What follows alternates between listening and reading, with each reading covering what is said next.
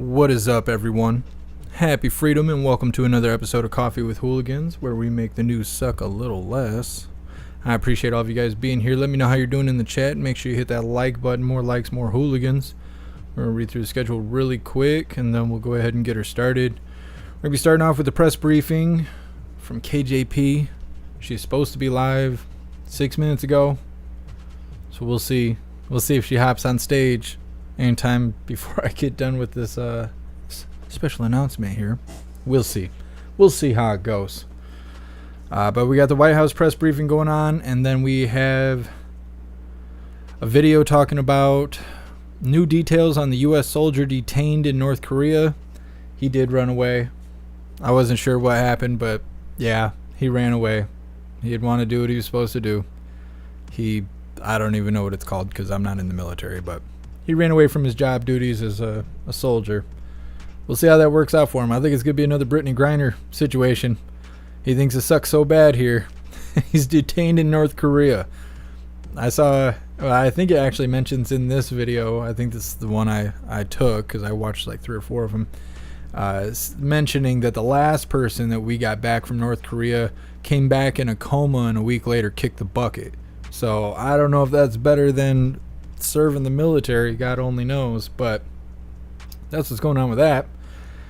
And then we have some articles to go through. I can't read all of them because half the stuff in it we're not supposed to be talking about. But there's like Operation Get Red Team going on right now. So we have a couple different articles here. The first one's talking about 16 Trump supporters arrested in Michigan being charged with conspiracy. I think that's interesting. When I first heard that coming out, has to do with 2020, I was like, good. Maybe they're actually going to do something about it. And then I found out they were all Trump supporters. I was like, oh. It's the opposite of what I thought was going to happen. I thought the bad guys are finally getting some accountability. Nope, that's not what's happening. And then we'll be moving forward to, well, we have a right-wing meme that we're going to show. Maybe we'll do that at the end because it's quite humorous. It's kind of on the money there. And move some things around. And then we'll be talking about an article that's titled Trump's Inner Circle Hit as Fed Seize Phone in J6 Investigation. So it's like everybody's getting it. Everybody that's red team, they're getting picked up right now because that's the only way blue team's going to win. It's the only way blue team's going to win is if there's no red team to run. All there'll be is rhinos. That's all that'll be left. So that's what we're going to be covering today. It's not a whole lot of news right now. So, tis what tis. Let's read through the chat, see what's all going on with everybody, and then we'll see if KJP is going to come stagger out on stage or not. What's up, Toy Mafia? What's up, Matthew? What's up, Ipso Facto? Happy freedom, you hooligans. What's up, Gregory? What's up, 24/7? What's up, Giggling Spy? What's up, Shake and Bake? What's up, 24/7? Happy freedom. Why 24/7? Why are you just posting Newsmax? What is that? What's up, Amanda's and Dakota's True Love? Appreciate you being here. What's up, Sam? Happy freedom, all you hooligans. I don't know why I'm like so disoriented. I think my ears are clogged. Oh, let's turn this light on. Boom. There. Now I don't look so red. Something's going on. Shake and Bake. Right Side Broadcasting. The IRS whistleblowers testifying. Yeah, I can't show that. Right Side Broadcasting. They're a little bit protected. If I show that kind of stuff, it'll be game over. I can't show that stuff. What's up, Freddie? Happy freedom. What's up, Adam? Appreciate you guys being here. Let's pull up the secret YouTube channel. Right Side Broadcasting catches a strike every once in a while, but for the most part, they can kind of show whatever they want. That's why they show the Trump rallies and stuff. I know everybody wants to argue, especially today. I don't know what's going on today. It seems like everybody's extra hateful and stupid today. I don't know why. I've been arguing with people all day since I opened my eyeballs. So I'm sure people are going to disagree with me about saying who has special treatment on here and who doesn't. But I've caught enough strikes to know what I can cover and can't cover. What's up, Cecil? Happy freedom. Appreciate you being over on the secret YouTube channel. Oh, they're going to start doing construction again? I don't know who the new maintenance people are, but they mowed the grass for 7.5 hours yesterday. The yard's about the size of 2 basketball courts. Took 7.5 hours to mow it. Now I'm hearing them throwing boards and stuff. I don't know what's going on. What's up, everyone on Twitch? Happy freedom. What's up, everyone on Kick? Appreciate you guys being here. Happy freedom. Odyssey was down for like a brief moment. I thought something bad happened. I got kicked out of all of my accounts. Well, on my phone and on the site for Odyssey. Ooh, something just arrived here. I wrote technical support because I got them on Twitter. It's like, hey, something's going on. They were like, yeah, we know. Check it now. I was like, okay, I'm back. They're like, okay, cool. So we're good. We should be good. Seems like we're running. Happy freedom, everyone over on Odyssey. What's up, everyone on Rumble? What's up, Astral Hammer? Happy freedom. Yeah, he's AWOL. The guy ran to North Korea. You'll see, he looks a little flamboyant. I'm surprised that he's trying to serve the military. He looks like he's got fake eyelashes on or something. He's got, I don't know, he's got that flamboyant look to him. I don't know, maybe that's why he ran away. Either way, we'll get to it when we get to it. What's up, everyone? JeffMacLive.com. Well, KJP is still not on stage, but the live is kicked over. I'll give her a couple minutes here. I'm going to read through the chat. See what everybody's got going on. What's up, Roberts Jr.? Happy freedom.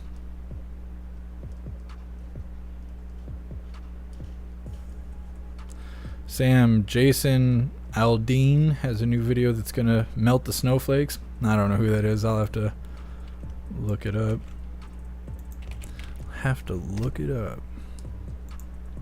Oh, yeah. The country singer. Yeah, they just pulled his song from Country Music TV or what, CMT, whatever that is. They pulled his song down because they said it was racist. Because he was talking about all the BLM stuff, all the riots and stuff. Like, come try that in a small town. Do that somewhere where it's not blue and see what happens. And so they're like, that's racist. So they pulled his song down. That's how it is. That's how it is. I don't know. The media is totally controlled by radical blue people. I'm starting to think that there's not really a point in pushing back digitally. I think there needs to be more people like in the streets. Not necessarily doing something bad, but I think there needs to be like a physical appearance by people that want to stand against all this corruption that's going on. Because I don't think being digital is working. It just doesn't seem that way. Now that I'm seeing like all the red team getting arrested and stuff, and they're being accused of the stuff that the blue team was doing, I don't think we're winning this battle here. So I don't know. It's no good. What's up, David? I appreciate you being here.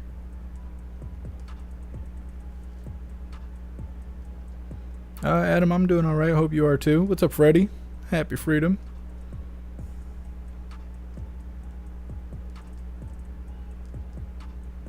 Matthew, here we go. Conspiracy theorist to FEMA. Yep. They better get those green zones ready. Get them ready. 24/7. Oh, that's where the hearing is, over on Newsmax. Thank you for letting me know. What's up, Too Real? The car's doing good. I think it's still doing good. I don't know. I haven't gone outside in 3 days, so I'm not quite sure. I'm so busy. Like, I'm so busy that I'm driving myself crazy. I need to leave these four walls. It's making me nuts. Just my only outlet in the world is the internet, where all the crazy people are. Matthew, you think KJP is going to have red on today?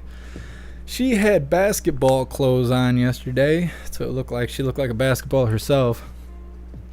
I'm trying to think. What do I think she's going to wear? I bet she's going to wear purple today.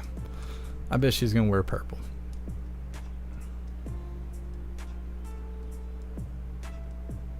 Kevin, BLM tried marching through my town in Indiana.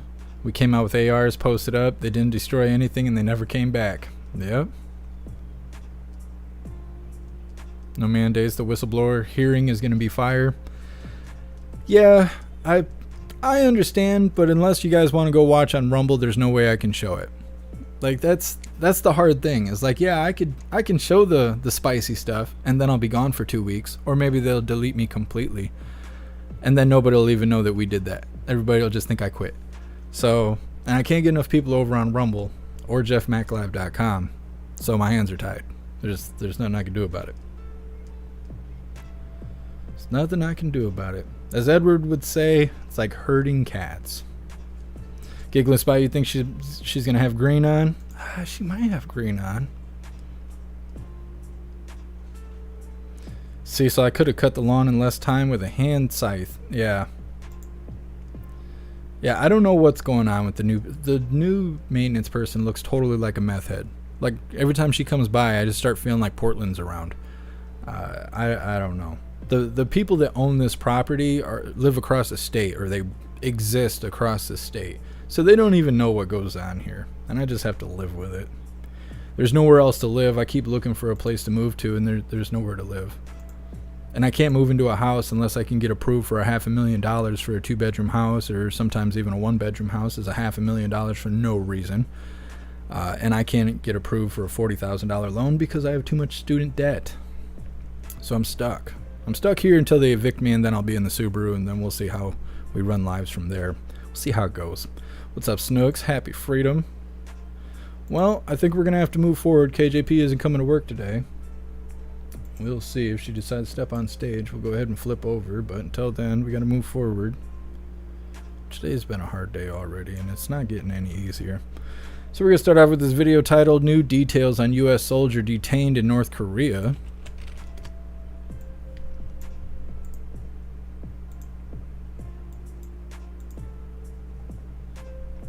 Alright, let's get her started. American soldier detained in North Korea. We're learning more about what happened right before he ran across the border. Chief Global Affairs anchor Martha Raddatz is live in Seoul, South Korea with the latest. Good morning, Martha. Good morning, George. The big question, why in the world would an American soldier flee to North Korea? We do know he had been in trouble with the law here in South Korea and with the Army, but he is in a whole lot more trouble now.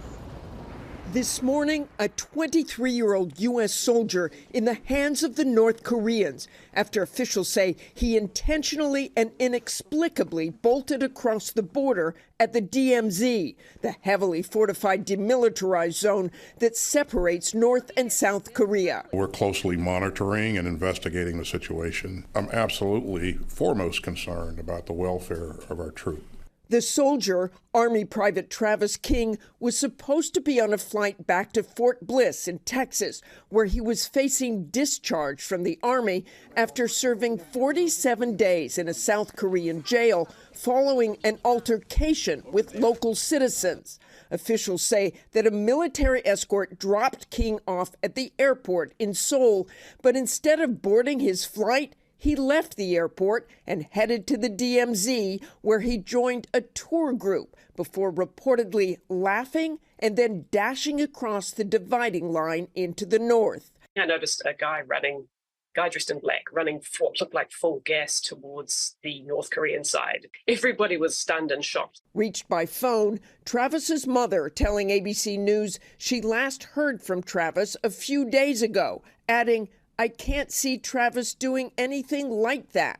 No one has any idea, I think, really why he chose what he chose to do. This incident coming as a massive U.S. nuclear ballistic missile submarine arrived in South Korea for the first time in more than 40 years, a show of force met by the launch of 2 North Korean short-range ballistic missiles a short time later. I'm concerned about the potential geopolitical implications as North Korea now has a U.S. soldier, and we're going to have to figure out how to negotiate to get him back.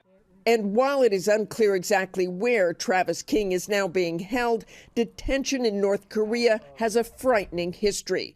In 2016, Otto Warmbier, an American student, was imprisoned in North Korea, accused of trying to steal a propaganda poster from a restricted area. He was flown back to the U.S. after 17 months of detention in a coma and died a week later.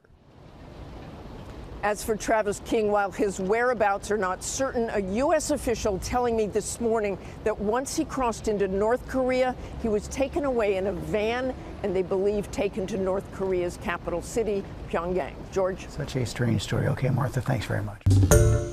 Hi, everyone. George Stephanopoulos. Well, we'll see how that turns out.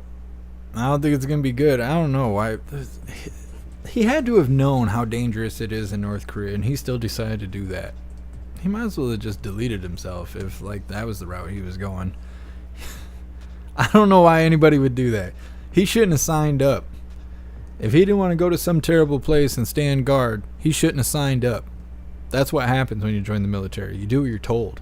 So I don't understand. I don't understand why he did that. He was looking a little flamboyant. I try to tell you guys, he was looking real flamboyant. I don't know. Ipso facto, they're going to reverse engineer him. They're going to do something. They're going to do something. They're not going to turn his Audi into an innie like he's hoping for. It's not going to be the transition he's been wanting. What's up, Adam? Happy freedom. What's up, Brad? Appreciate you being here. Guy Dub, he's definitely not running on a full tank. Let's see. Let's read through the chat really quick. Patrick, the reporter lady, looks like a snapping turtle. It's rough. It's rough stuff. Kevin, watch them trade 20 terrorists for him. They might. They might. We'll see if the White House talks about it today. They'll talk about how he ran away because the people in charge were light-skinned and all that white supreme pizza got to him, and the only way he'd be safe is if he ran into a communist country like North Korea, because North Korea is a safer place than here in America because all the white supreme pizza running rampant in the streets. We'll see. We'll see. Maybe KJP will come out with Mr. Hot Dog Fingers and get the party started. We'll see if she ever comes to work. 22 minutes late already. Thank you so much, Mike, for gifting 5 memberships over on YouTube. I appreciate you, Mike. Thank you. You're awesome. Iron Horse, you think KJP is going to be in light blue? She might. She might. I could see that.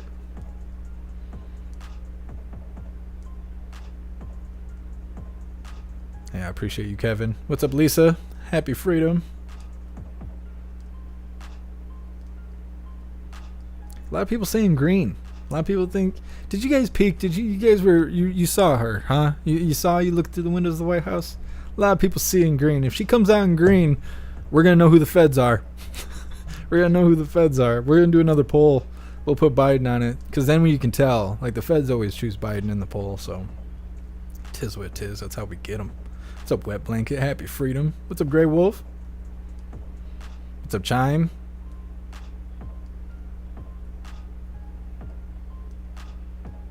Iron Horse, indeed. She looks like well-chewed toffee. That is descriptive. You guys crack me up.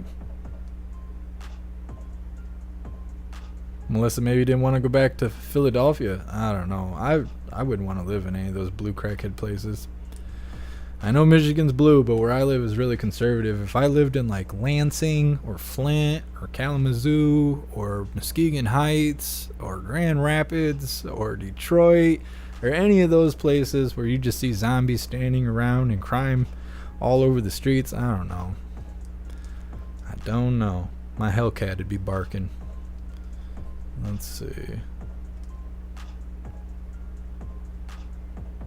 Too real. He might be like you. He might need air conditioning. I don't think they're giving him air conditioning in North Korea. Does it get hot or cold in North Korea? I don't know much about their temperatures. Like, does it snow there? Do they know what snow is? Other than racist because it's white. I know. I'll beat you guys to it. Guy Dub, you're not wrong. I've been chewing troll ass all day on Twitter. I've been just staring at stupid people for like the last 3 hours trying to figure out what's going on in the world. It's wrecked my brain. I got brain rot right now. I gotta cut the bad part off before it infects the rest. What's up, Sandra? Happy freedom. Mike, Lansing is dark red. Y'all don't see it. Lansing might be red, but the commie college students are not. They are blue.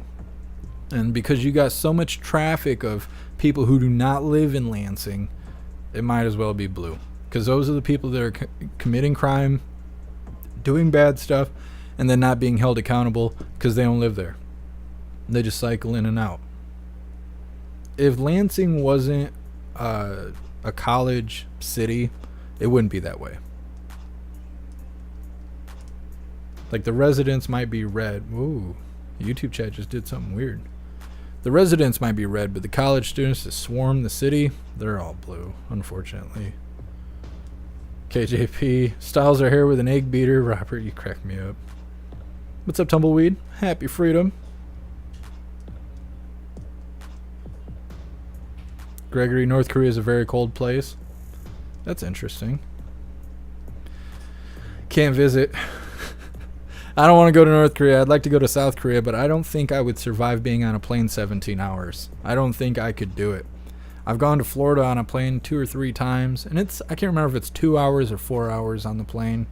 Somewhere in between there, depending on who's flying, I guess. I am sick, like near death by the time I get off the plane. Everybody's like, oh yeah, it's oh god, why is my brain not picking it up? I keep wanting to say whiplash. It's not whiplash. Whatever it's called when you're on a plane and you get that exhausted feeling when you get off the plane because of the time change and all that stuff. Whatever that is, I'm allergic to that because that almost kills me. Every time I get off the plane, I need an IV and a bucket to throw up in. I need 4 grown men to carry me off the plane because I weigh so much. I'm made of stone and steel or something. I'm 215 pounds of greatness over here. But I'm about dead. When I get off that jet lag, I got it. When I get that jet lag, it kills me. It kills me. And like the last time I had jet lag, I threw up so hard this whole eye was filled with blood because I had blown all the blood vessels in my eye from gagging to death. It's terrible. It's terrible. I cannot handle jet lag. As soon as I get in the plane, as soon as we get in the sky, you know how your ears pop? Mine don't.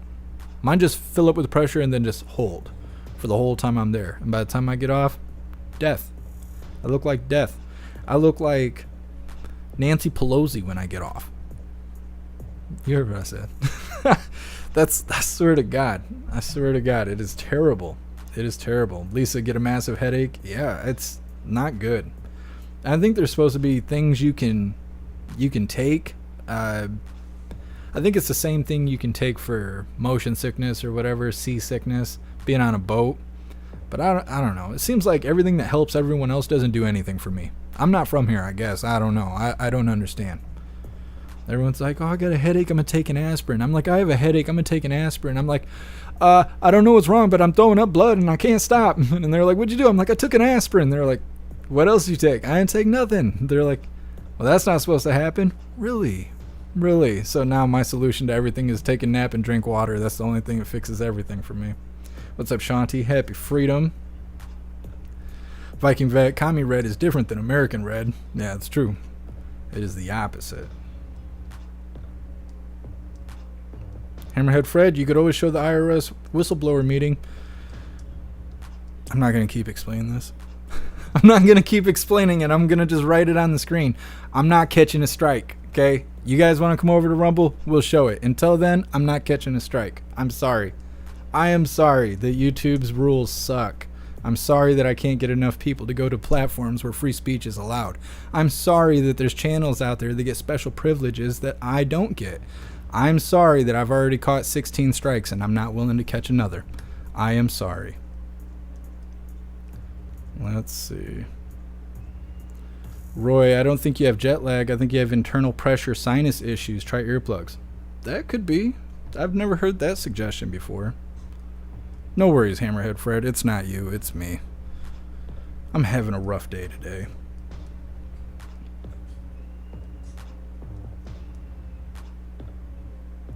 Wait, Dramamine. I kept wanting to say dopamine, and I know that's not what it is. Dramamine for travel sickness. Yeah, I'll have to try that. No, ipso facto, I'm not taking no Valiums. Mood stabilizers. That's not going to help.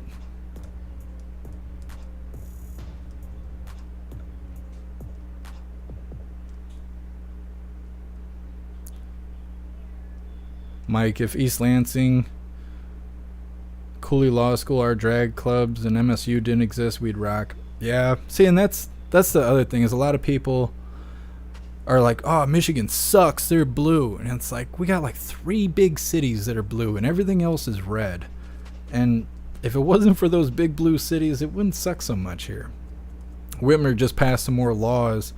Now, what is it? Now college events can serve beer, so college students can have a better experience at sporting events. And now Michiganders can take liquor to go. I think they're calling it cocktails to go. So if you have, like, I don't know, a margarita, I guess you're done eating, you can take it to go, I guess. I think that's really weird, the way that they word all that. They're like, it's going to be great here in Michigan. We could take our alcohol with us, and it's going to just improve your Michigan experience. But as soon as they pass weed laws, they're like, oh my God, crime's going to go up, and driving's going to get worse, and people are going to be in danger all the time. It's like, what do you mean? Alcohol's not better than weed. Not on any day. So I don't know. I can't stand Whitmer. Iron Horse, we're addicted to censorship. I don't know. I feel like social media is polluting our brain. I saw a study saying that, like, America's IQ average, for the average person, IQ is lower than it's ever been. Like, it's for the first time, like, ever, it's starting to go down instead of up. And the only thing I can think of is social media. Social media is ruining us. Like, a lot of people are talking about what's going on TikTok with the NPC trend, or whatever they're calling it. Some people call it an AI trend, where people get on the live and then they start pretending that they're Siri or whatever. All that stuff's going on. That wouldn't be around if we didn't have social media. You wouldn't see people doing that. It's ruining everything. The internet is ruining everything. It ruined music. It's ruined TV. It's ruined the way that we talk to each other and express ourselves. It's ruined the way that we behave. It's ruined the way that we perceive the world. Like, you see those idiots out there still wearing compliance cloths across their face. Just, it's ruining everything. And I can't stand it. Like, you know why you don't see trolls in person? Because getting punched in the face hurts. So now we got trolls on the internet. And we hang out on the internet where we can talk bad to each other and then log out and act like we weren't just being a toxic, shitty person. It's ruining us. Sam, like the movie Idiocracy? Yes. I just watched that the other day. Yes. Idiocracy. Exactly. Exactly. That is exactly what's happening. What's up, Panda? Happy freedom. That's why I think politics is going the way it is. I think they finally dumbed us down to a point where we're not even willing to fight back. Like, we just sit on the internet and bitch about what's going on. Like, you don't see red team BLM at all. You don't see that at all. Never have. It's never been that way. And you could say, well, no one's going to let it happen like they let BLM happen. Nobody's going to allow people to burn stuff down and demand change. But nobody said they had to allow it. Yeah, they allowed BLM to do that because they're all in on it together. From the top to the bottom, it's all blue team. And they want the corruption. They want to hurt kids. They want to go and mutilate them with surgery. They want to tell everybody what's right and what's wrong in their own perception. They want us all living in our own filth. And we just go online and tell everyone. And everyone's like, oh, I didn't know that. Yeah, now we all know. Now we all know how corrupt everyone is. And then we go eat dinner and sit down and watch TV. And we don't do anything. And we just let it happen. And it's messed up. Like, it's messed up. We're watching the country burn and we're just sitting around not doing anything.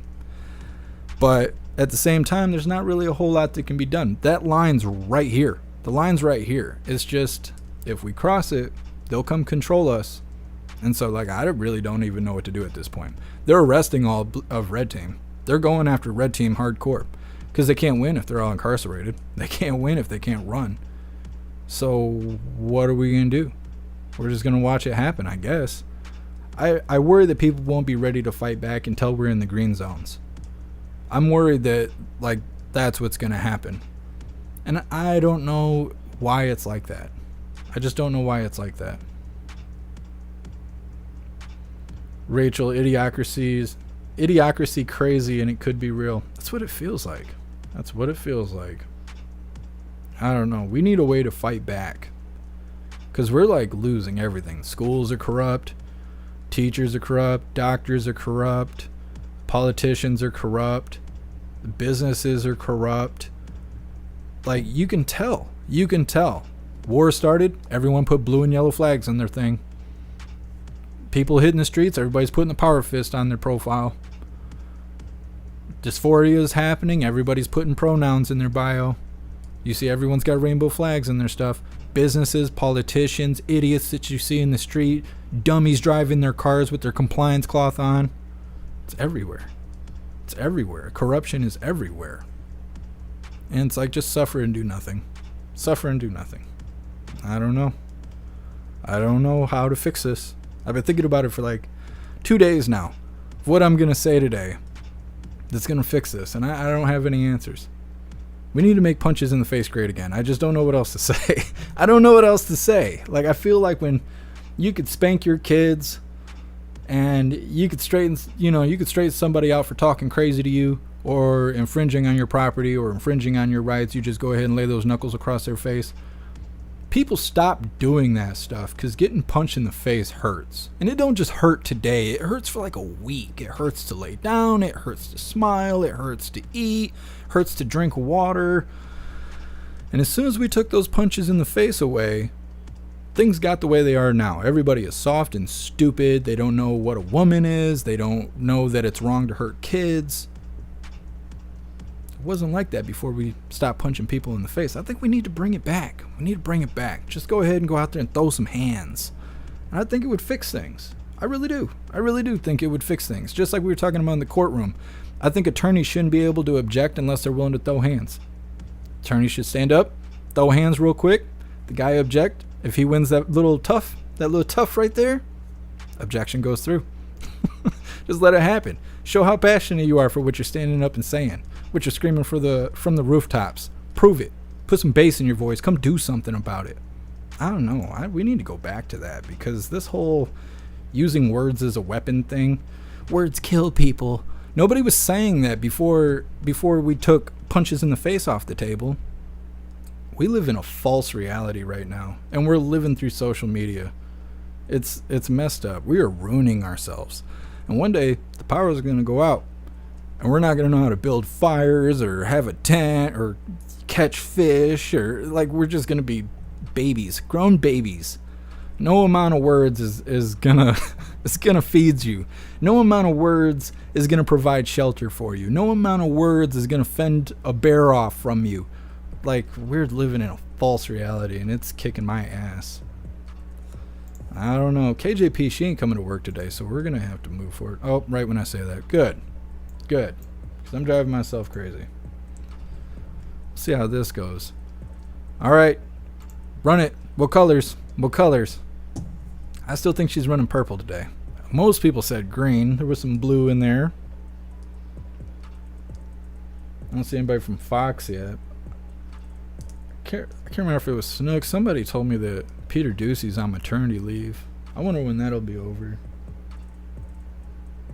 I'm looking for Simon. I think Simon's there. Yeah, I think he's on the left there. I think he's got the headphones on.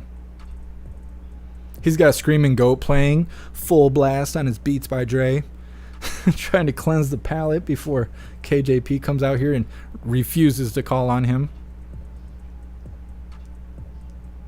Shanti, we'll catch fish for you. Thank you. I know how to fish. I just don't fish. It has to do with my grandpa dying and stuff. Look at this guy. What is he there for? He's looking orthodox.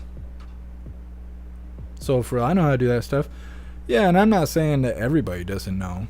But there's more young people than there is anybody else, right? Because not all of us make it to old age. Young people don't know anything. Like, they don't know anything. Oh, we got Jacqui today. Jacqui's in orange. Today she's wearing the pants to the coat she wore yesterday. Styling. She likes to be the brightest one in the room. Chime, you think she's going to have red on today? Brooks, yellow. She could have yellow. I could see that. Jason, you think she's going to have gray? I don't think I've ever seen her in gray. That doesn't mean it can't happen.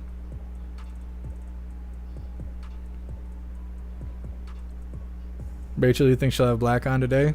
What'd she have on yesterday? She had the basketball colors on yesterday. Day before she had navy blue. Patrick Iridium? Did your girlfriend tell you that or something? Because, like, I don't know. Oh, I called it. I called it. Got the purple on today. What? I want my...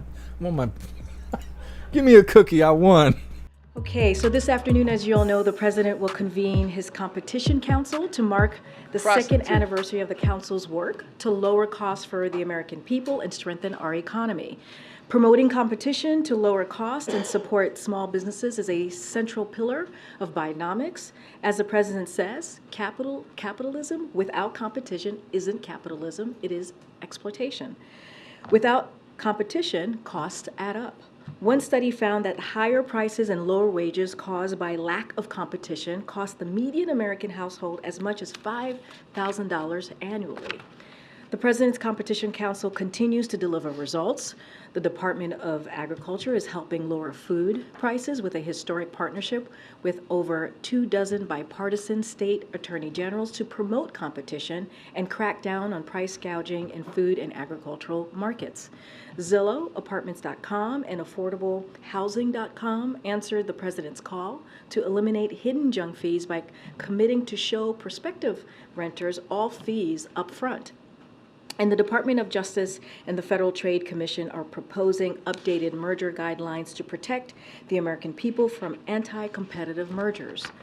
This follows bold actions we have taken to eliminate junk fees, hidden junk fees, and high costs in air travel, healthcare, banking, and hearing aids. At first, I thought she said junkies. And sometimes even thousands of dollars a year. The council's work is another example of Bidenomics at work. That is lowering costs and creating a more level playing field for small business entrepreneurs and also workers. Another event that happened, that is happening here today or happened earlier, is we had more than 90 state legislators from across the country that came to the White House for a state convening on child care with First Lady Dr. Joe Biden, and also the Director of the Gender Policy Council, Jen Klein, the Director of Domestic Policy Council, Neera Tanden, and the Director of the Office of Intergovernmental Affairs, Tom Perez. The conversation was centered around how we can all work together to expand access to affordable child care, take on out-of-pocket costs, and support child care workforce. We hosted today's convening because the Biden-Harris administration understands that high-quality care is fundamental to families across the country.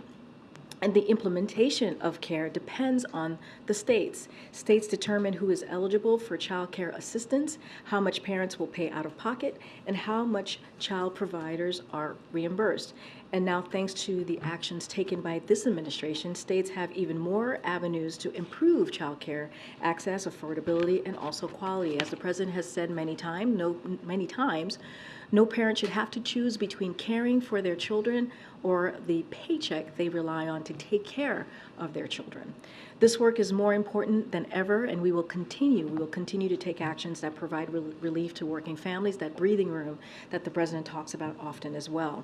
Now, turning to Ukraine, some news there. The Department of Defense announced a new security assistance package to support the people of Ukraine as they bravely defend their country. This package includes more critical air defense capabilities, such as National Advanced Surface-to-Air Missile Systems and additional systems to help Ukraine shoot down Russian and Ukrainian drones.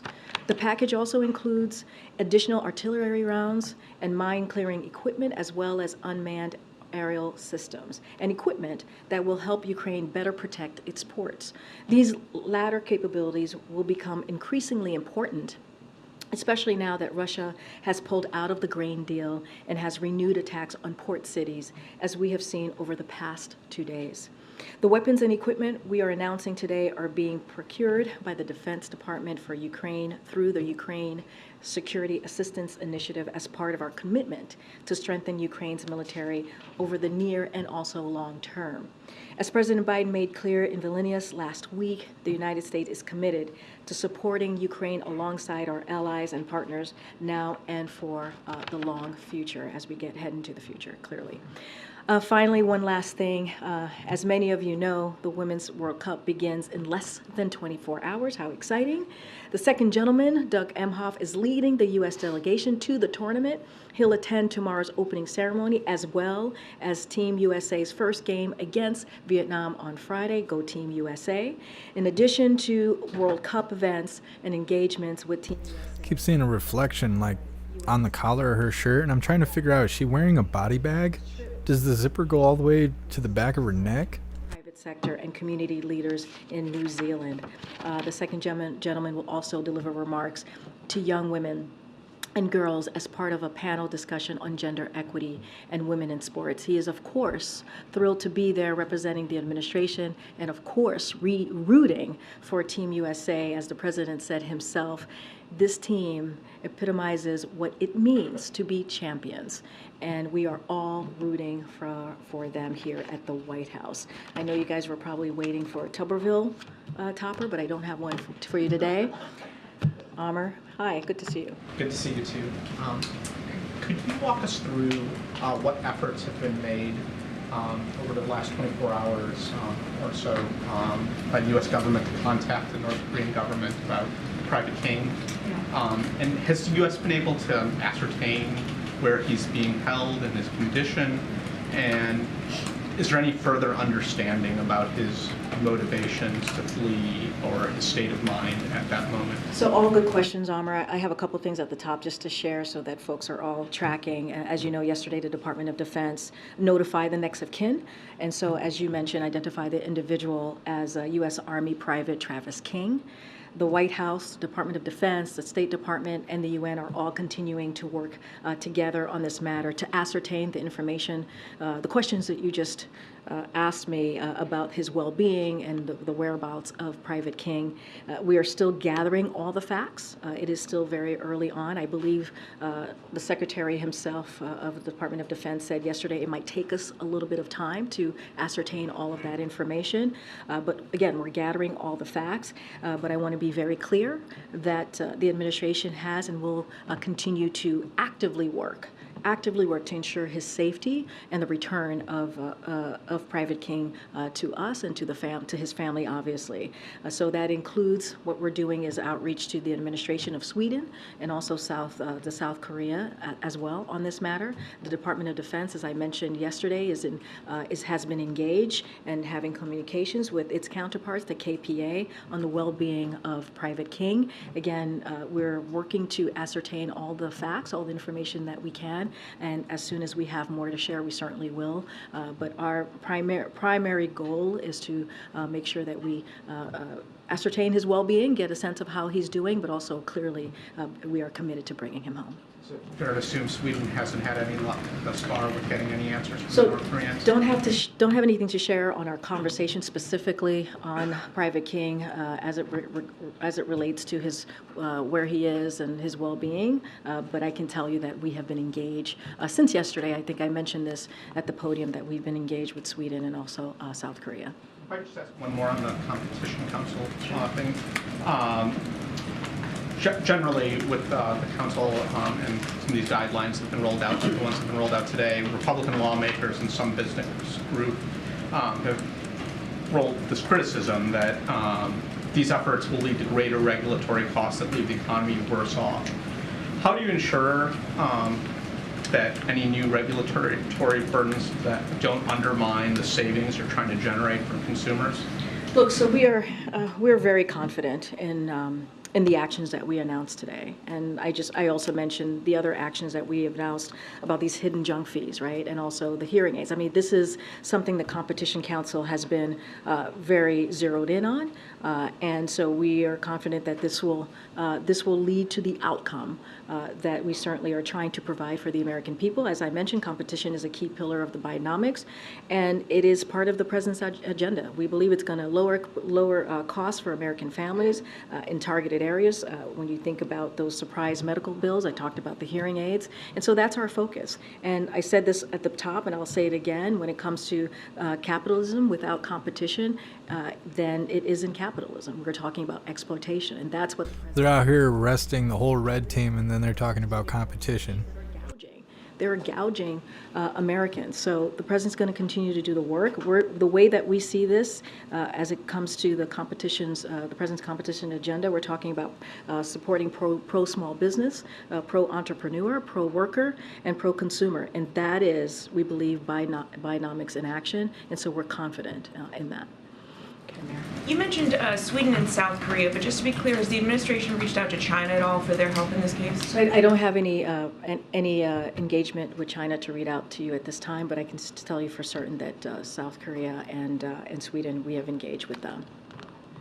And on another issue, Texas has been installing these buoys along with razor wire on the Rio Grande near Eagle Pass. Mexico is now requesting that Texas remove these barriers. They say the state is violating international treaties. And Mexico actually says they first raised this with the administration 3 weeks ago. So do you agree with Mexico that Texas is violating these international treaties? And if so, how do you plan to respond? Look, I saw these reports, and I think one of the things, and I've been very clear about this, that this governor has done over and over again is treated this situation that we're seeing at the border in an inhumane way. It is atrocious, the actions that he decides to take. He takes this, instead of dealing with this issue in a way that we can get to a resolution or working together, he turns it into a political stunt. And that's what we have seen. I can't speak to conversations 3 weeks ago with the Mexican government. I don't have any information to share on if that came up in a conversation, but this is not surprising. This is not surprising. Just yesterday, I was asked about abandoning children, migrant children, not offering them water.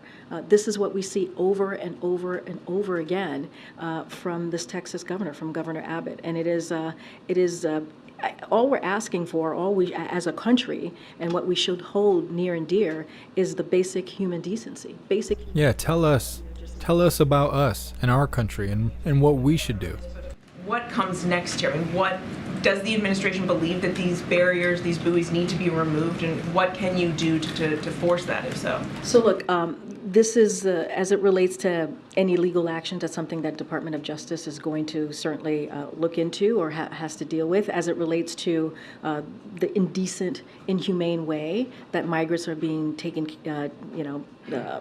the actions that are being taken against them, I can continue to condemn them here, right? And we've done that in the most strongest terms, and so I'll just leave it from there at the moment. Just to clarify, has the administration discussed this with the Mexican government? I just don't have any information on a conversation that happened a couple of weeks ago with the Mexican government. I can't confirm that, or currently I can't confirm this coming up. I would have to certainly refer to you to the Mexican government. What I can say is what I know and how this governor has treated migrants. Instead of dealing with the situation in a way that we can actually have results, he's used this in a political stunt, and that's shameful, and we're going to continue to condemn that. We're going to continue to call that out. Okay. We saw the Tom Friedman column based on a meeting with the president. Is this true that the president is now deeply worried for the stability and future of Israel? So look, I'm not going to. I think the column Tom had. I'm going to spike my coffee. I'll be back.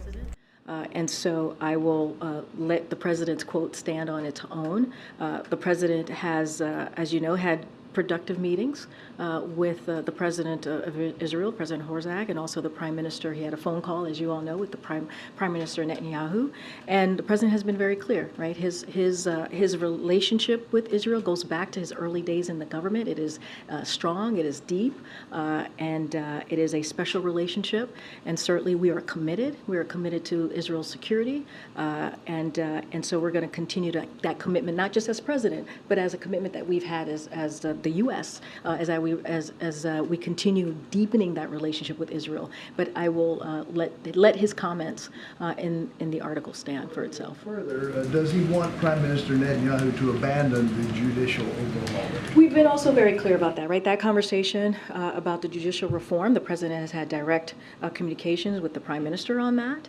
We shared that in the readout that we shared with all of you, a day or two ago. He had that conversation, certainly came up with the president. As we know, the president of Israel has played kind of a mediator role in those conversations. The president, we've said, when it comes to our relationship with Israel, the U.S. relationship with Israel, at the core is democratic values, and that's what we believe. And any changes, any major changes, certainly needs, and it says it in this article, you need a broad consensus to make any changes. And so that says it in the article. The president has been very clear. I have been very clear. We've all been very clear as it relates to the judicial reform. Thanks, Karine. You said moments ago that the U.S. government is actively working to ensure Private King's safety and his return to his family here in the U.S. But by all accounts, Private King ran across the border. So what if he doesn't want to come back home? So look, I'm not going to get into hypotheticals on that right now. Ooh, he's going to want to come back. This investigation, we're looking into it. I mean, we said it was done willfully. Clearly, we've been very upfront about that. The Department of Defense said that yesterday during their press conference. I'm just not going to get into hypotheticals from here. Our commitment is to do everything that we can to actively work to ensure that he's his safety, and that we return him home to his family. Will the U.S. accept if he has freely chosen to defect to North Korea? I just can't get into hypotheticals from here. I get the question. I can't get to hypotheticals and then from on here. Another topic, a new Monmouth poll shows that Americans still disapprove of the president's handling of inflation. They are, by and large, split on his handling of jobs and unemployment. So a few weeks into this new Bidenomics push, how do you rate how you guys are doing? So look, the polls don't tell the whole story. They don't tell the full story, and we understand that. The data shows the combination of unemployment and inflation is near historic lows. The polls don't tell the whole story unless you're talking about the polls. You don't want to talk about speculating, but yesterday you were talking about how Abbott had the Border Patrol shoving children into the Rio Grande. It was fine to speculate then. What the hell? World economic countries when you think about the G7. So those are the facts. We're going to continue to have those conversations with the American public. As you know, the president's going to go to Philly tomorrow, talk about his investing in America plan. We've seen cabinet secretaries go crisscross the country having those conversations. But as we believe it, the polls don't tell the entire story, and so we're going to continue to have the conversation. We're going to continue to have a conversation with the American people. It's going to take for the public I mean, to start. I don't have a timeline for you, but we know, just looking at the midterms, right, the results of the midterms, Americans want us to continue to work and build on the historic actions that we have taken. They want to see us continue to work, the president continue to work on lowering costs. That is what matters to them, focusing on the economy. We're going to hear from the president very shortly about his competition council and what they have been able to accomplish on dealing with hidden junk fees. All of those things are important, and we've seen very good stories from some of you speaking about the technical kind of apparatus of it, how this is going to work, and how this is going to benefit the American people. So, yes, the apparatus. Continue to talk. We're going to continue to share our message. We're going to continue to be out there, and you're going to see that from the president in about an hour or so from now. Crazy eyes.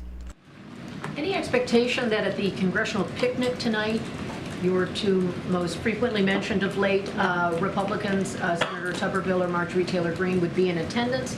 And has the president made any effort to encourage them, especially Tuberville, to come forward, even a casual relationship building moment over the impasse you have with the military policy? So I don't have a list of who's attending. As you know, there are a lot of members, at least in the House, and certainly blink, blink, blink, blink.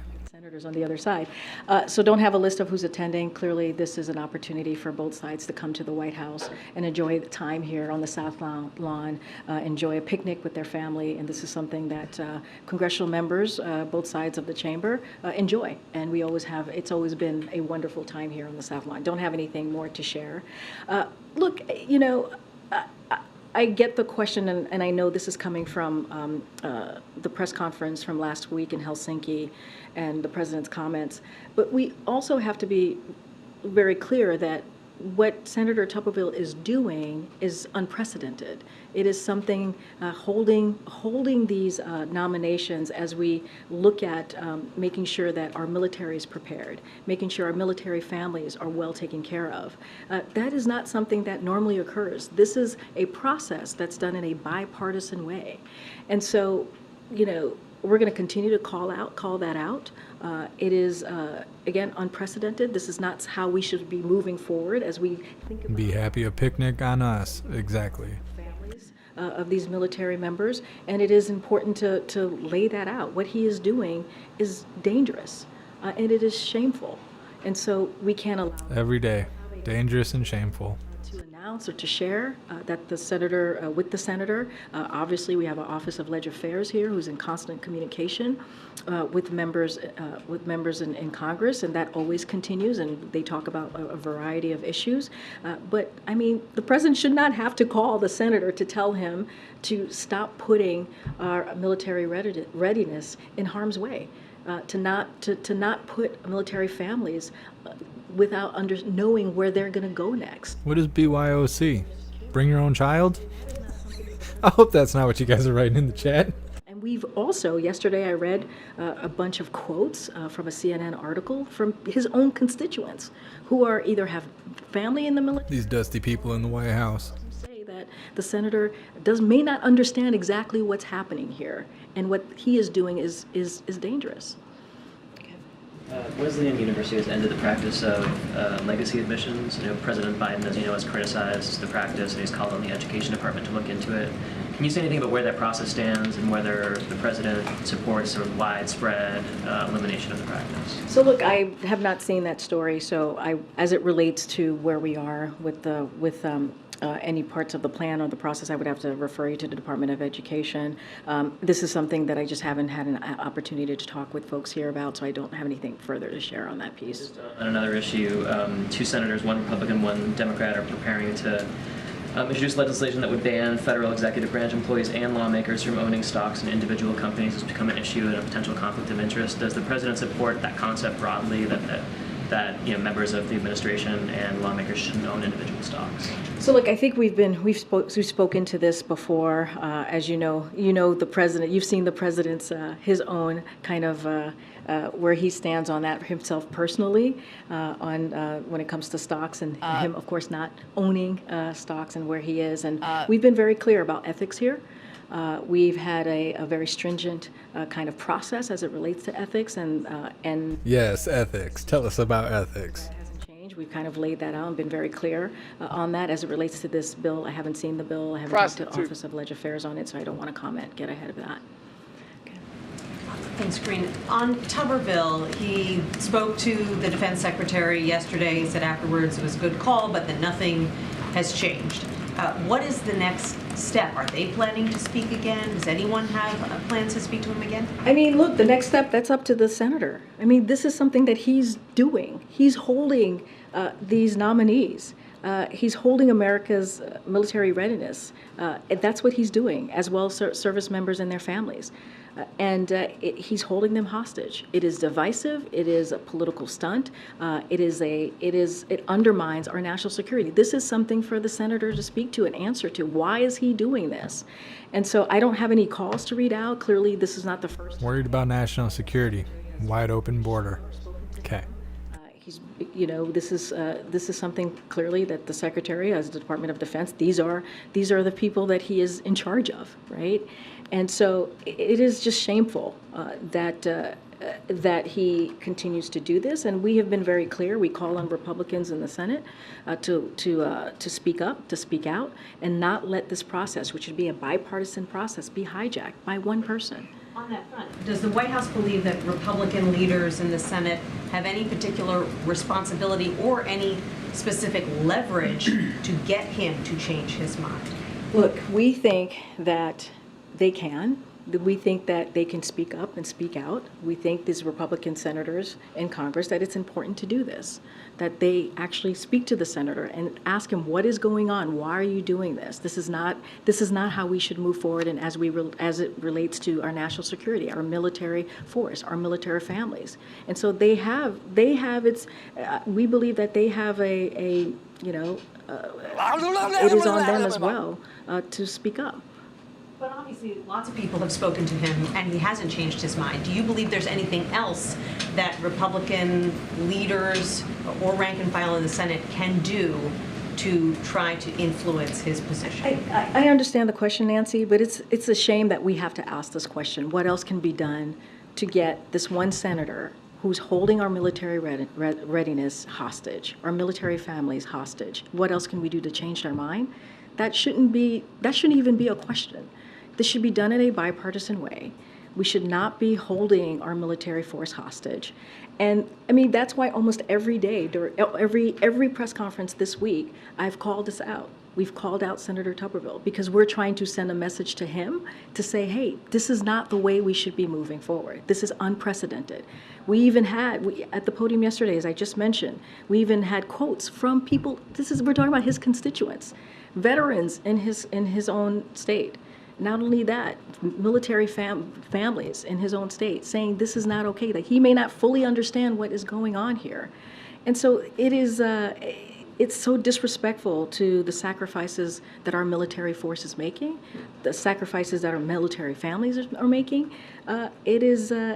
This cannot continue. And so this is something that he has to deal with. Are there any calls or conversations that you can read out between the White House and Republican leadership about this? I don't have any calls to read out at this time. Lying makes you... On U.S. investment in China, there's an executive order that's been in the works.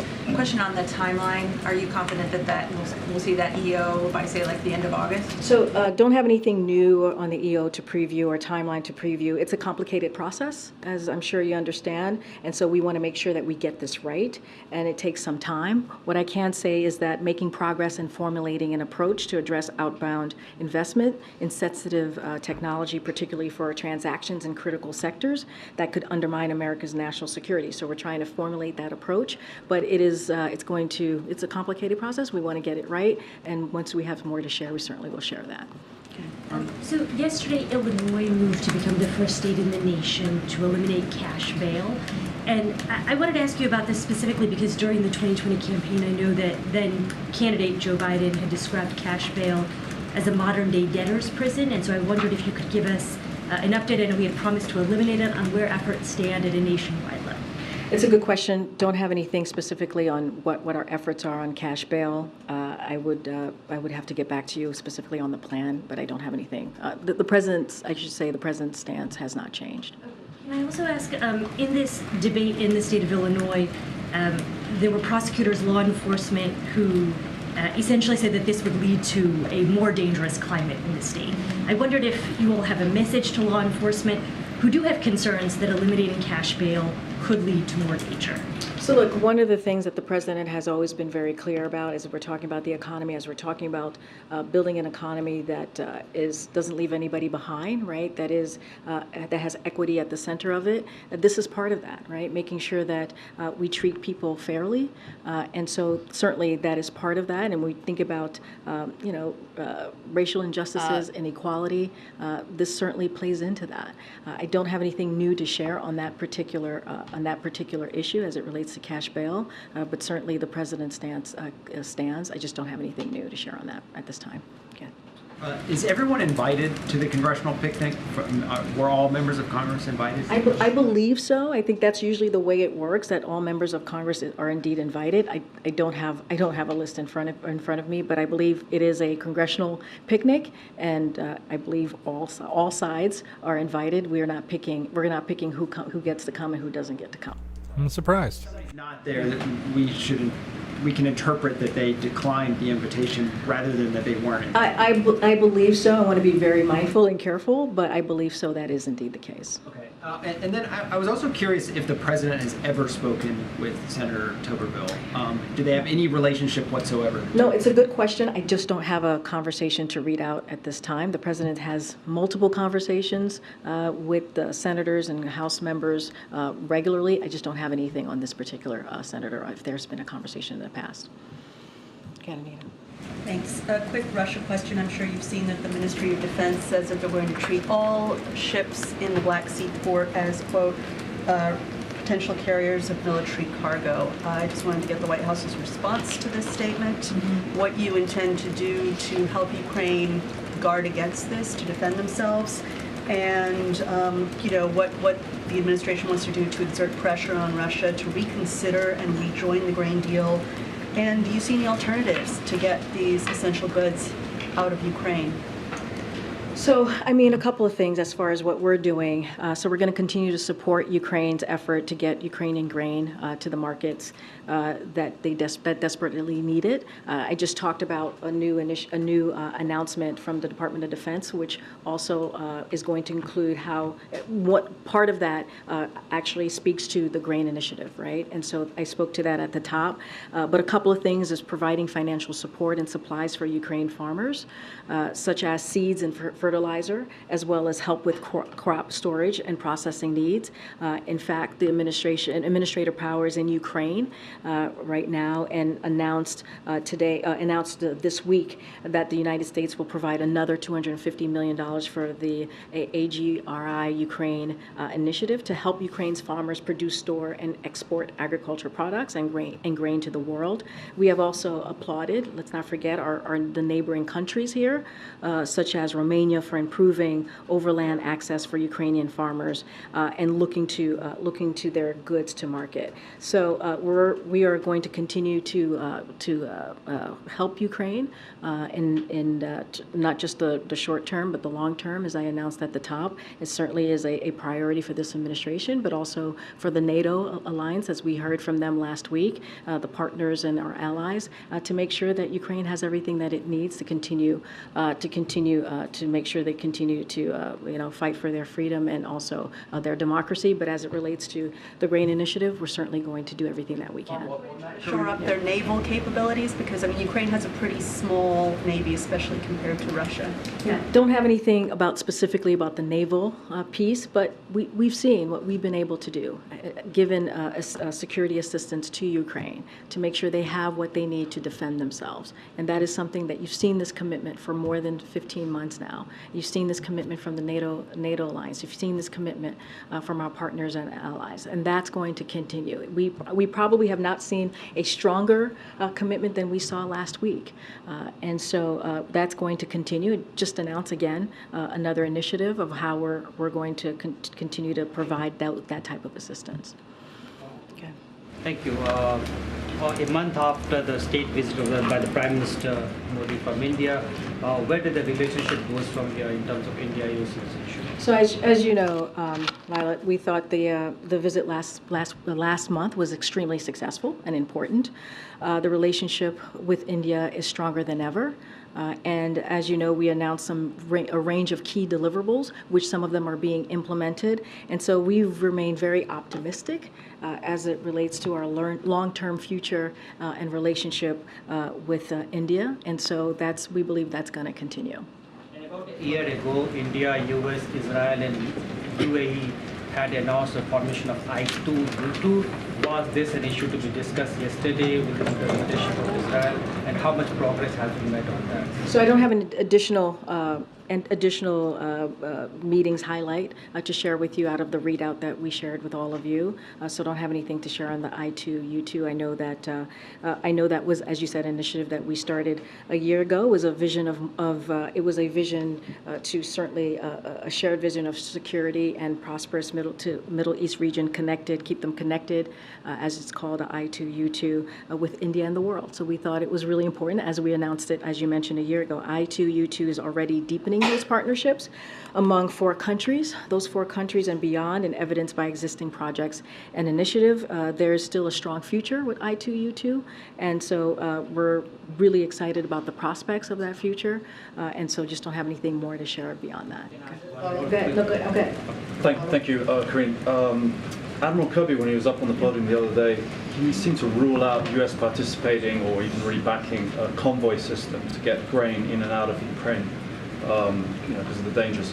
But the Ukrainians are really pushing for that. In fact, a senior Ukrainian official told us, AFP today, that they're negotiating right now with regional countries in the Black Sea, and that what they want to see is a UN, some kind of UN mandate for this. Is the U.S.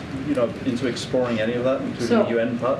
I mean, the Admiral answered this question. I don't have anything else to share beyond what he laid out on that particular question, and we get it. We hear what the Ukrainians are asking for. Just don't have anything else to share. I just laid out 3 important pillars, if you will, of how we're assisting right now with this grain initiative no longer certainly existing. How we're going to help Ukrainian farmers. I just talked about what the Administrator Power said this week about the $250 million for the Ukrainian initiative to get Ukraine farmers produce and store and export agricultural products and grain to the world. So that is really important. So we're taking steps to help in ways that we can.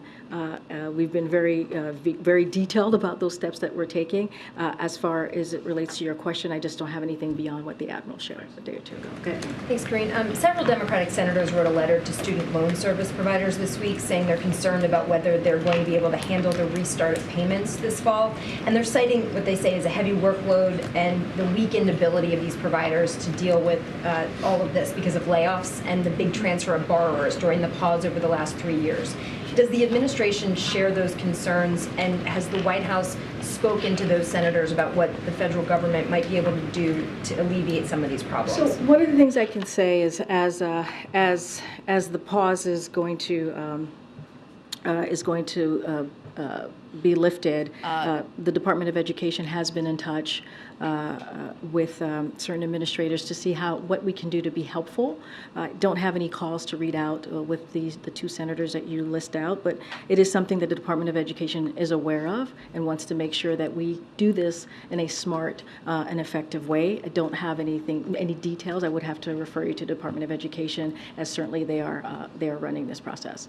When the student loan process was all announced a couple weeks ago, there was that 12-month on-ramp transition period, which was certainly framed as a way to help borrowers as they restarted their payments. If they missed a payment, that they wouldn't default on their loans. But could this end up helping the loan providers if they're dealing with the flood on their end and helping them more so than the borrowers? Well, it was designed to help the borrowers. That was the whole idea of announcing the 12-month ramp. That's what it's designed to do. That's what we want to make sure that we understand, that it's going to take folks a little bit more time, and they do need a little bit of that breathing room. And so we believe that it is going to be beneficial to the borrowers. We believe that it's going to be, it's an option that is certainly needed for many borrowers. So that's how we moved it forward. That's how we're looking at it. And so we believe, again, it's going to be something that the borrowers will benefit from as we're getting them back into this loan process. Hey, thanks, Karine. On the Competition Council coming in later, let's take a look at the rental fees part of this. You're offering transparency on that, as you have with a number of programs, but some Americans have been waiting more than a year and a half for actual prices and fees to come down. So when will the prices and fees come down? So look, I think when you look at what we've been able to do, the actions that we have taken, I talked about the hearing aids, right? I've talked about what we've seen with the Inflation Reduction Act, right, with insulin capped at $35. We've seen how we're preventing as many as 1 million surprise medical bills every month. Americans are saving $5 billion a year on overdraft fees, and consumers are better able to comparison shop to get the best deal on apartments and event tickets. And that's something that we're seeing today, where we look at when we put the junk fees, making sure that's upfront. And so consumers are able to look at what the junk fees are and make a decision that is good for them. And so that is incredibly important. So we have seen results. We've seen real results from what the actions that the president has taken to lower costs for the American people. And this is something that the president says he's going to try and figure out how to do that. And so we're going to hear from him again, and he's going to lay out the Competition Council and these announcements today, as I did at the beginning. So look, we understand housing affordability is a challenge for families. This is why we make announcements like these.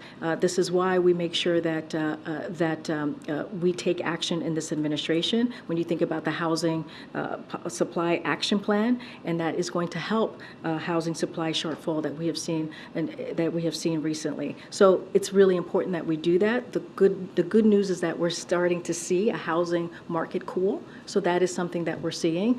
But we believe that Bidenomics is working with these actions that we took today. Now, of course, there's always more work to be done. But why do this now? Why not in the first year of the presidency?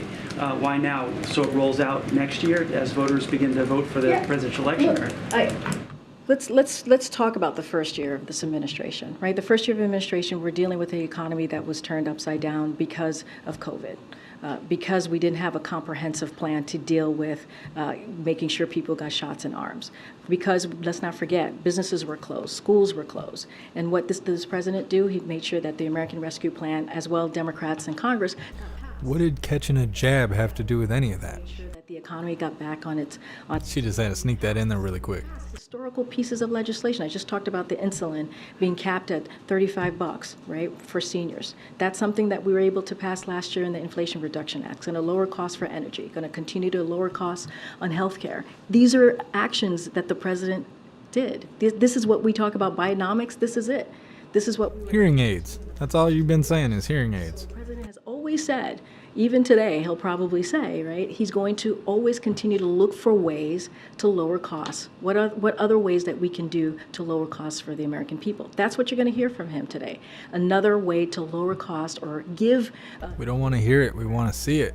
opportunity to make decisions on how to lower costs for their household. That's the hidden junk fees that we see, right? That's the role of the Competition Council. So the president has taken actions over and over again to deal with what Americans really care about, the economy, and he wants to continue to do that, continue to lower costs. Go ahead, Todd. Thanks. Back on the Texas border barrier, is the state's installation of razor wire illegal under international law or any other law? So look, I can't speak to the legal piece of the wires. That is not something I can speak to. That's something that DOJ can speak to more clearly. What I can say is that we're going to condemn we're going to continue to condemn these types of actions that governor takes when it comes to treating these migrants in an inhumane way. That is something that we will be very clear about. As far as the legal piece of that, I would refer you to the Department of Justice. What kind of efforts have been made to address concerns about that razor wire, concerns raised by migrant advocates, by Mexico, by Border Patrol agents? Has anything been done to remove it?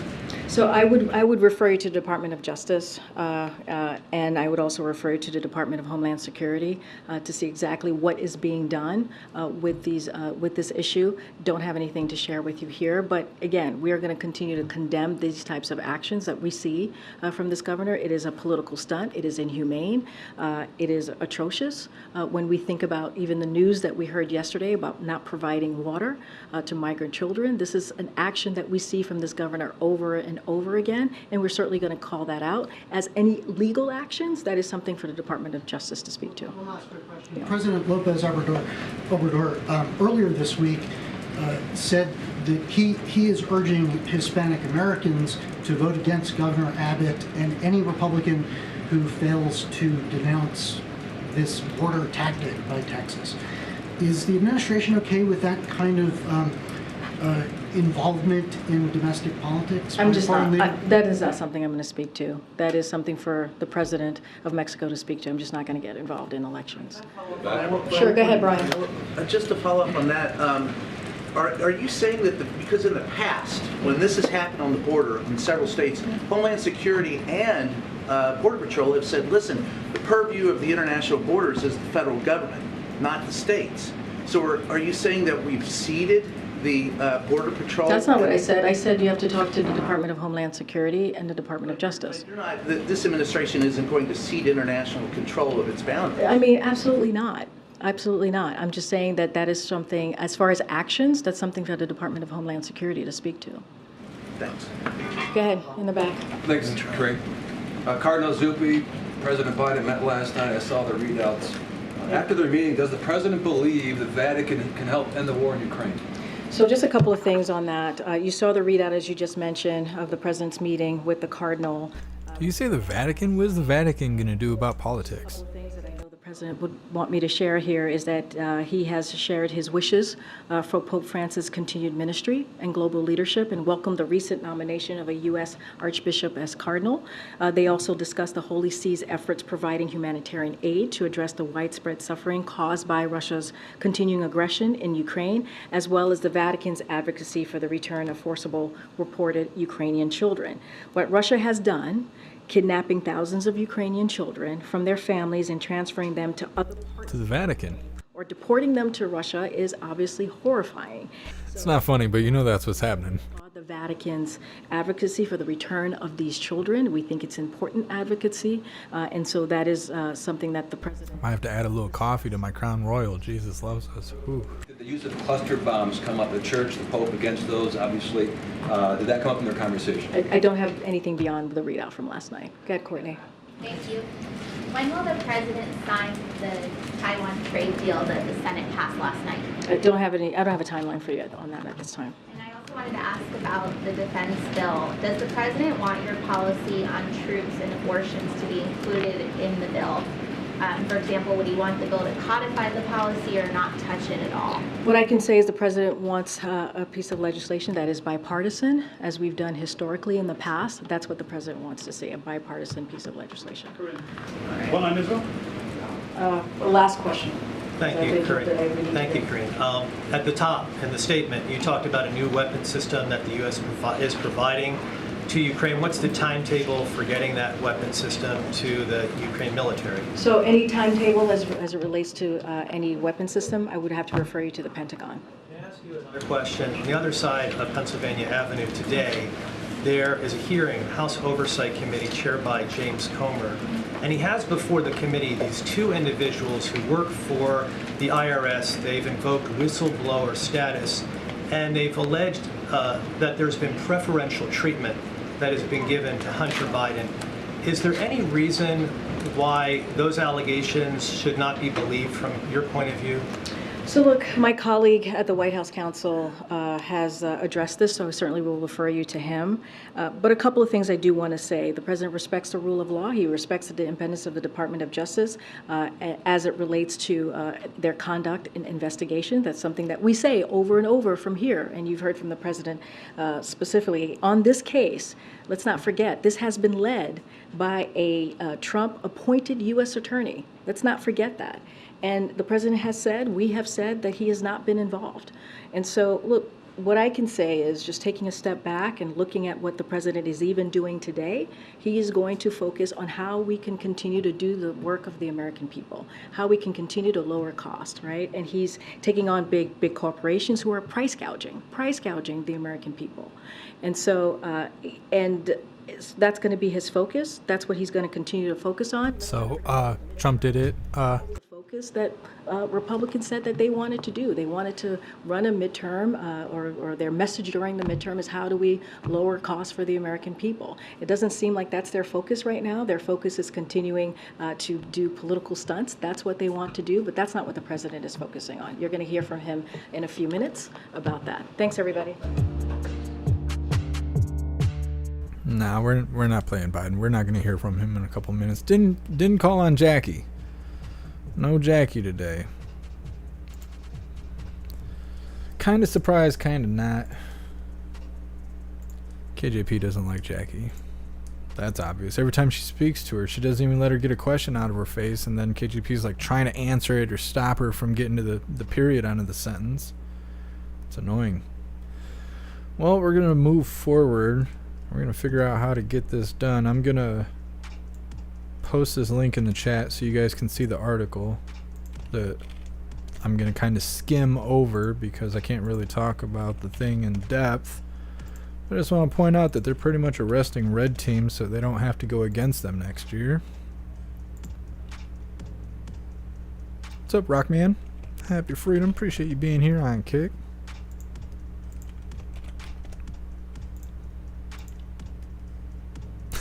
Serum, I feel like I just watched the Special Olympics. Gotta cleanse the palate with some Screaming Goat. Crack me up. Alright.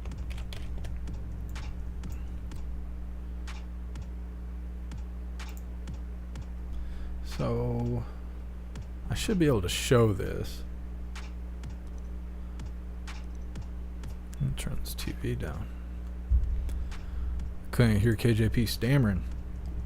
So I'm not going to read through this whole thing. I'm just going to I'm just pointing things out here. So Michigan charges 16 Trump supporters with conspiracy over stuff that happened in 2020. And that video, this woman you see on the screen, I posted that video on Gilded. I think I also posted it on TikTok and I posted it on Twitter. I don't think I can get away with posting it on YouTube just because of the community guidelines and all that stuff. But they made an announcement that they're arresting 16 individuals in Michigan for interfering in, what happened in 2020. And when I first heard that, I was like, great, accountability, finally, it's coming in. No.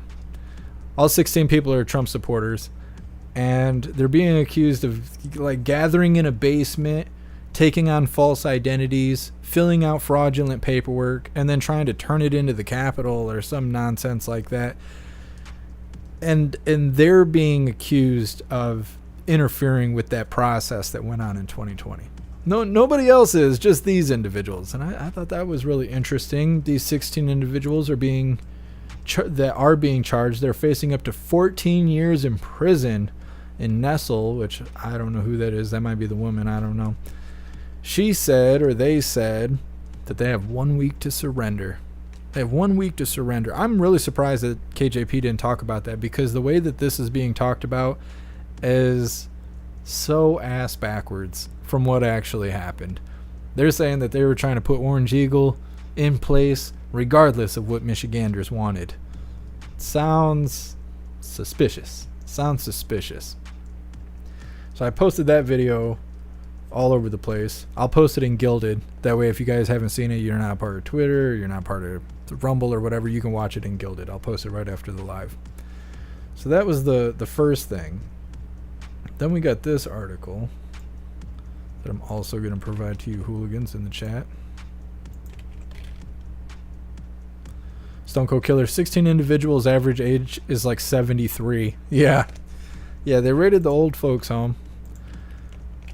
It was a strategic way to go after the Orange Eagle. They're trying to take out Red Team. And then KJP's out here talking about competition. We need competition. Blah, blah. Astral Hammer. Nessel is the Attorney General of Michigan. And an Alphabet Soup Girl. Thank you for keeping me up to date. I was wondering.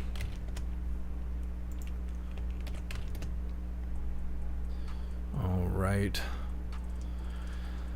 And then I think this is from yesterday. I'm pulling up here where I can see it. 18. What is today? Is today 19? Today's 19. So yeah, this happened yesterday. Trump's inner circle hit as Fed seize phones in J6 investigation. It says, well, hold on. Let me make this big enough to read. In a significant development in the ongoing investigation into the events of J6, federal investigators have reportedly seized the phones of advisors to the Orange Eagle. The 24 GOP frontrunner, the phones of Boris somebody, an in-house counsel coordinator, Trump's legal efforts, and campaign strategist Mike Roman, who served as the director of, maybe we can say, Election Day operation for Trump's 2020 campaign. Those individuals were among everyone that was has their phones seized by federal agents. Then it says the seizure of the phones comes as Trump revealed on Tuesday morning that he had received a letter from special counsel Jack Smith. The letter stated that the Orange Eagle is a target of J6 grand jury investigation and gave him a short 4 days to report to the grand jury. The Orange Eagle interpreted this as indication of an impeding arrest and indictment. You ain't got to run against Red Team if they're all incarcerated on trumped up charges. I don't know. They're so butthurt that Bengay stock has to be soaring right now. That butthurt is just out there. It is out there. They're just screaming and howling. This is the only way they're going to win. They're not going to win any other way. They got to arrest their opponent. That's all they got. That's the whole deal. Let me see here. I'm going to read through the chat really quick, and then we're going to check out this meme that I thought was mildly humorous, as well as like right on the money. Let's see. Status quo, the Dems are going all in on fabricating charges for the Orange Eagle. I agree. I'm telling you, I was arguing with idiots on Twitter all day today. There was a post or something that said, do you think the Orange Eagle should be taken off as far as running for 2024? Do you think he should be ineligible? And I said no, because he hasn't done anything wrong. Oh, everybody's so mad about that. Oh, they were so mad. What do you mean? What do you mean he didn't do anything wrong? He's been indicted 16 times. He was impeached twice. He caused an insurrection, blah, blah, blah. Like, hold up. Do you not know how things work? He was impeached, but then impeached again? What? And then he was still there to cause an insurrection? And then he's still eligible to run? You must not know how things work. Like, idiots over on Twitter. Idiots. Just mad. Diarrhea of the mouth. Like, it's hardcore. It's hardcore over on Twitter with the idiots. I think it's because Threads is taking a crap. Threads is trash. Nobody's even using it. Even the softies that need a safe space and a day full of censorship, even they're not using Threads, so they're all coming back to Twitter to argue with me because I'm right and they're not. So it is what it is. Let's see. Crazy hair, old folks home and trap house. Yep. People are mad.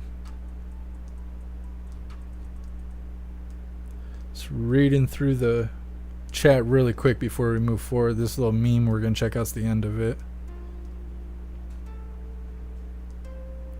Play. Better to die fighting for freedom than be a prisoner. Oh, chat's moving too fast. Than be a prisoner all the days of my life. Bob Marley. Yep. Shauna, delusional snowflakes all over Twitter. I can't stomach Twitter. Yeah, the algorithm doesn't hurt me on Twitter. I can say stuff and then I'm good to go. It's not as bad as everywhere else. Well, I'll say something that the platform doesn't agree with, and then all of a sudden I'm getting shadow banned or I'm catching a strike or whatever. DeRosa, not on Twitter. Oh yeah. Kim, Preparation H. I'm saying they're so butthurt. I don't know how they sit down.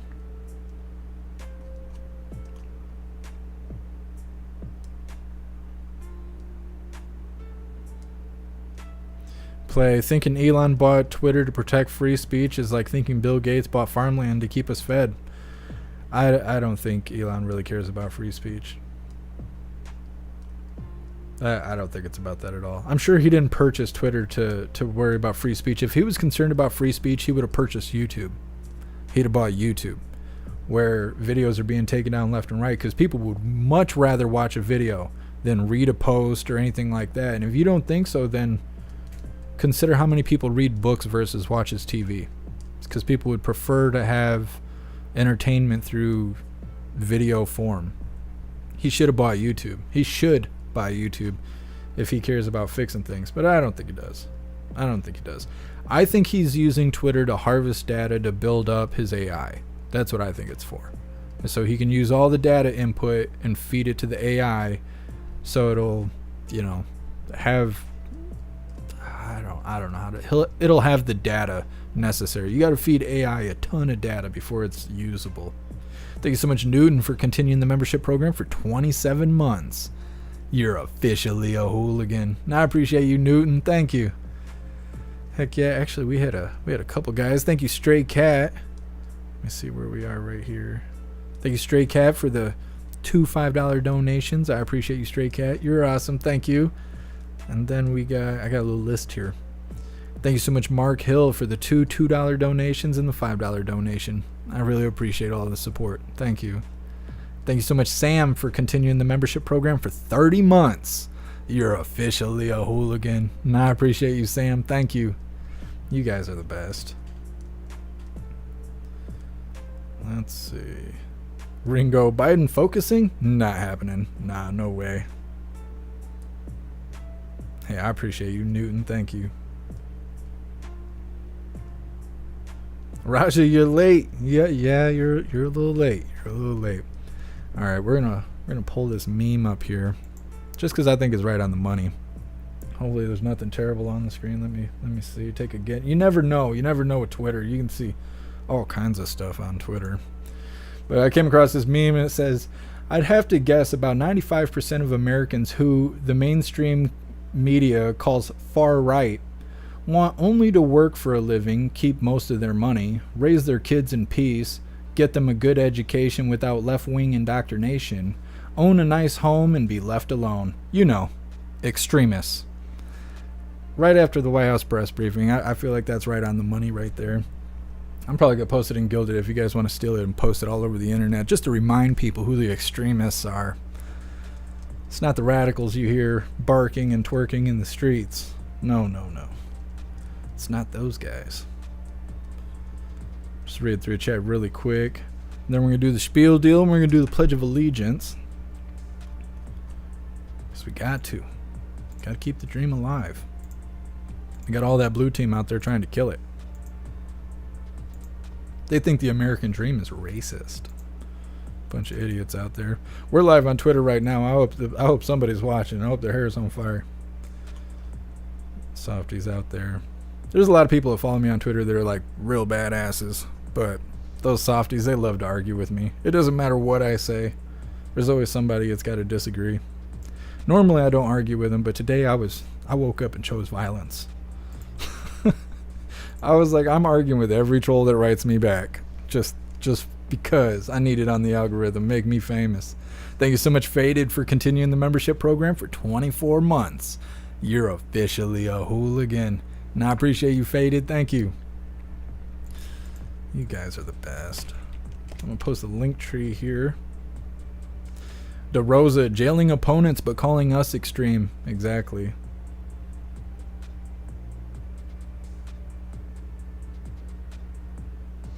Hey, I appreciate you, Damon Walker. Yeah, I'm waiting to see how all that unfolds with those 16 individuals that were arrested in Michigan. They also just changed... I'm trying to think how to word this. Somebody was talking crap to me on the secret YouTube channel. They were like, you're censoring yourself because of socialist conditioning. I'm censoring myself so I can be here tomorrow to tell you guys what's going on tomorrow. Get over yourself. So Michigan made it so you can have, when it's time to choose who's going to be in the main office in Michigan, now you can show up early and do it. You can get stuff in the mail that you fill out and make your choice and all this stuff. So, you know, just plan on the selection to be triple what our population is, because that's what's going to happen. That's what's going to happen. No more voting day. We'll just do it all year. Why not? Thank you so much, Mr. Beansy Beans, for gifting a sub over on Twitch. And I appreciate you, Mr. Beansy Beans. What's up, K-Love? Appreciate you being here. Alright, so I dropped the link for the link tree, because that's a thing I do from time to time. When you guys get a second, please go to the link tree. Let me find this spiel deal here. Please go to the link tree link I just dropped in the chat, where all of my links are listed. I want you to scroll down and go join Gilded. Gilded is free and currently the best way to receive notifications for when and where we go live. Every time we go live, there's a news board on Gilded to keep you up to date with everything going on around the world. And there's a ton of hooligans in there chatting around the clock for you to go hang out with. So definitely go join Gilded. Also on the link tree, you can find links for the merch store if you'd like to grab some merch. We have shirts, hoodies, stickers, coffee mugs, and some other specialty items. Everything is displayed in black and white or white and black, but if you find something you like, just click on that item to see all the different colors that the item comes in. I will say the Lady Hooligan stuff is kind of like flying off the shelves. Donna Sparks alone has got like 4 or 5 shirts. There's like tons of people are getting those Lady Hooligan shirts. We will have more designs to come. Maybe I'll do that today, just take my mind off all the politics and stuff. We'll see, but we got lots of cool stuff over at the merch store, so definitely go check that stuff out.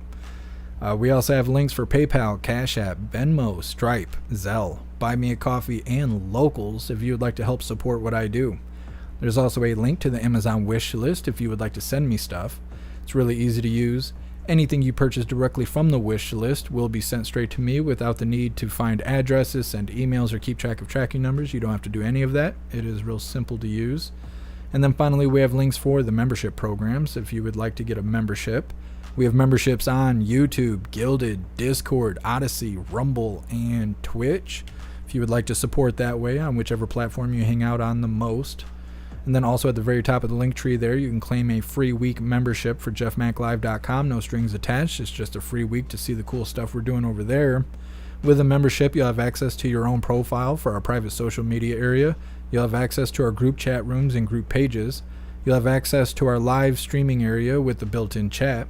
You'll have access to our advanced messaging system with the ability to text, call, video call, group text, group call, group video call, and the ability to upload all versions of digital media.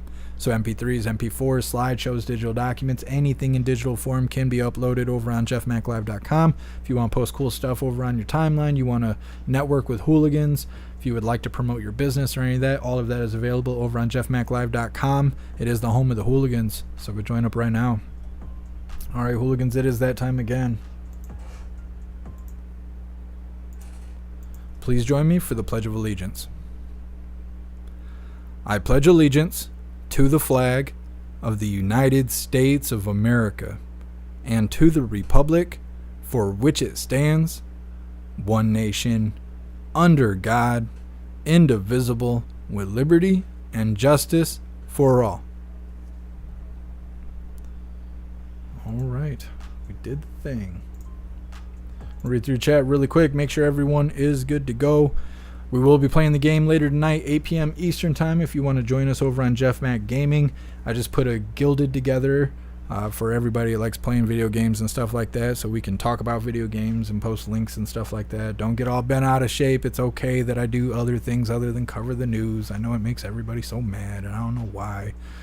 But if you do like video games or you want to hang out with us while we do something other than stress about the news, you can join us at JeffMAC Gaming. It's at the very bottom of the link tree. We'll be live doing that, playing Fallout New Vegas, doing that fun stuff and having some laughs, maybe some drinks later on, 8 p.m. Eastern Time. For everybody that just wants to hang out for the news, we will be doing another Coffee with Hooligans tomorrow at 1 p.m. Eastern Time. I appreciate all of you guys. Big shout out to everyone that made donations, joined the membership program, or purchased any merch. I really appreciate all of you hooligans, and I wouldn't be able to do this without you. So thank you so much for all your support. I'll see you on the next live. Until then, stand tall, shine bright, and that's a wrap.